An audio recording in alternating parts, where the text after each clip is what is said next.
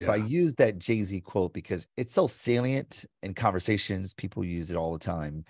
But if you ask five people to define what culture is, you'll get 55 different answers. And that's a problem, Mm. right? If we don't have we don't have the lexicon to describe a thing since concretely or saliently, then we lose the ability to actually leverage the power of said thing. And for culture, that's unbelievably important because there's no external force more influential to human behavior than culture, full stop.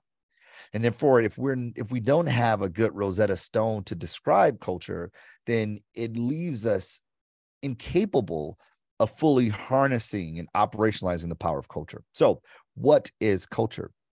Culture is the system of conventions and expectations that govern and demarcate who people like us are and what people like us do. So this comes from one of the founding fathers of sociology, Emile Durkheim, who talks about culture as this system of conventions and expectations that demarcate who we are, what people like us do.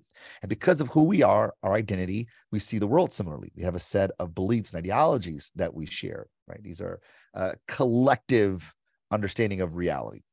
Mm. And because of how we see the world, we show up in the world a certain way through the artifacts that we don, the behaviors that are normative, and the language that we use.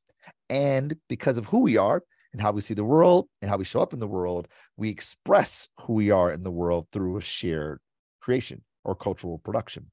And the alchemy of these systems, these system of systems, they make up our culture. So, what does Jay-Z mean when he says, I do this for my culture? That is the behaviors, the production that Jay-Z creates, that he puts out in the world, he does as a way of being aligned, in line, and contributing to the artifacts, behaviors, language, and beliefs of people like him. And the point in the book is that we all do it for the culture, for Yeah. our specific culture.